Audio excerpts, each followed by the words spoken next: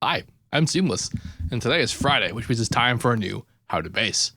And today, I'm going to show you how to make this sound. It's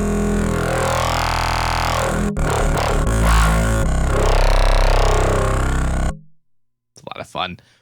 This is a very momentous day in terms of how to bass, because now we have Serum to work with. Serum, if you have no idea what this is a product that was designed by Steve Duda. It was released on Xfer. Let's see in the about. Serum. Xfer, Steve Duda. Also of coolness is that among a lot of other people, I'm on here as having made some sounds and samples and stuff, and lots of other cool business. I'm actually using one of the wavetables that I made that are in here.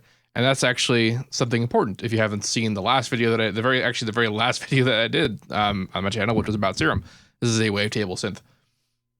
And creating this sound was actually pretty straightforward. I took advantage of a couple of things. First thing I took advantage of was just this wavetable, Monster 1. If you go into the list here, lots of stuff in the spectral section, you can see the names going on here. You can tell if they're mine if they have SL next to it, which I have to imagine stands for Seamless. There's a lot of cool ones, lots of neat stuff. And I didn't actually make a whole lot of presets, but I did make a lot of tables, not just in the spectral section, but there's a bunch more as well. In here, we have two oscillators. We can load tables. We can see them in this sort of 3D visualizing area. You can see very clearly what section I'm actually using of it, which is pretty sweet. And then, of course, I'm using this macro knob, and I'm macroing a lot of stuff. You can see what I'm macroing pretty straightforwardly, these things. And also a bunch of stuff in the effects section, because it has a full-blown, very, very customizable effects section. It is super cool. And I've also macroed some mix values for flanges and phasers before being distorted to make it the way it is. So this is a very morphable sound. I'm also taking advantage of a very unique filter type. I've used the reverb filter on just the primary filter, the reverb type, and it's just very strange. Let's see. I'm just gonna explain to you sort of like the routing that I did. Then I'm just gonna kind of do it again from scratch. They're not gonna be super identical. It's gonna be pretty identical, but I'm just gonna show you this the way it is here, and then we'll look at sort of like how you would experience it if you're going to try and do this yourself. I will of course upload the preset for you to use. But, you know, I'm all about teaching. I've also got the sub engaged here to direct out. So the sub is actually not going through the effects. It's not being processed by anything. It's going directly out and being messed with by nothing, which is super great because it makes it ultra stable and super, you know, smooth.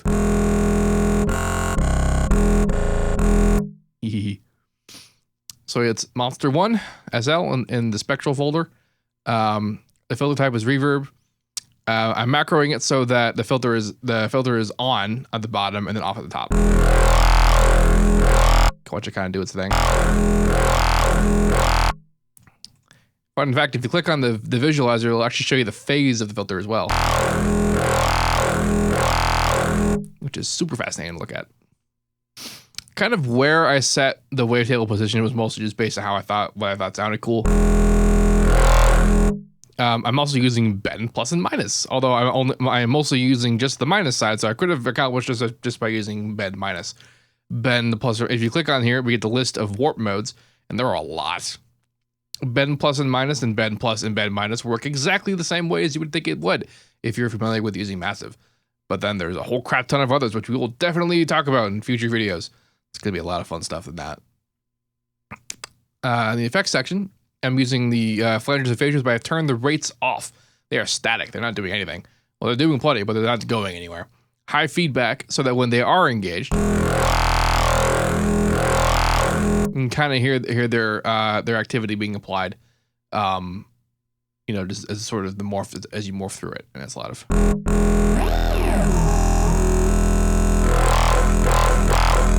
It's a lot of fun.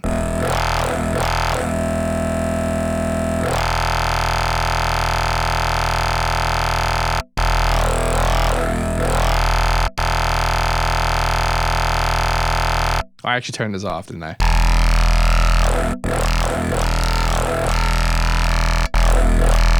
Yes, I did. So let's actually just have that off because it's not even there.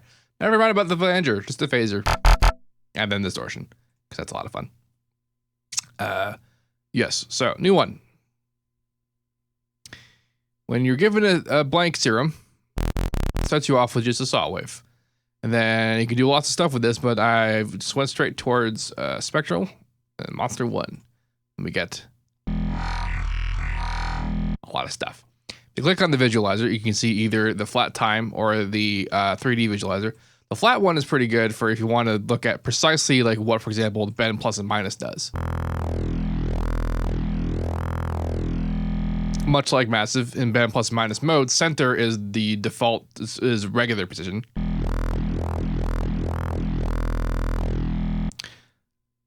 And that sort of deal. So then what I did here is that I linked the macro to, the wavetable position, and I set the range much like you would Massive. It's pretty similar to that. And same deal here.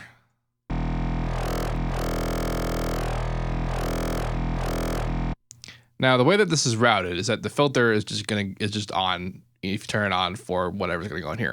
And you can see here we can have sort of parallel or not parallel processing for A and B. By default, it's just A is in there. The sub is also not in there by default. I'm gonna turn the sub on and put direct out on so that we just get that out of the way. And we have a lot of filter types, a huge amount, and they all do very interesting things. But we're gonna go for reverb.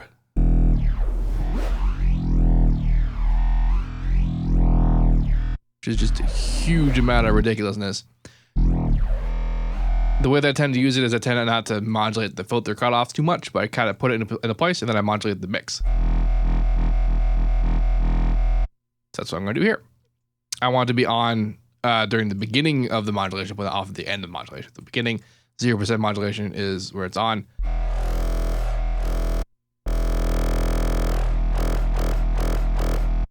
So that's kind of what's up with that.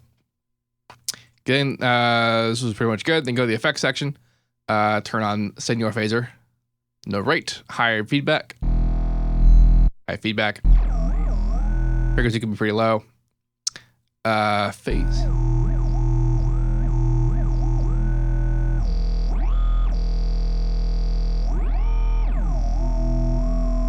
Kind of fuck around with it till you like it.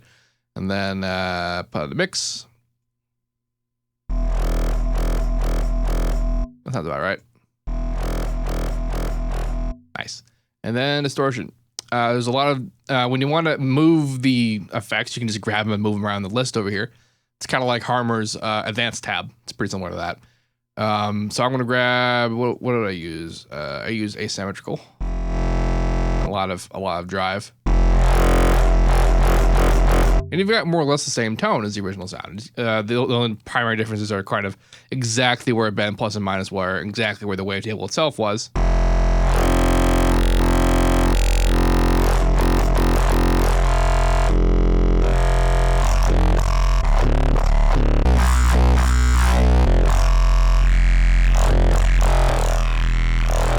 You can kind of experiment to find so exactly where you want to put stuff.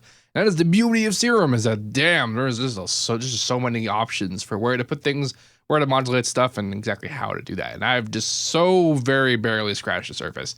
This is actually a pretty simple sound in comparison to lots of the complicated stuff you can do with Serum.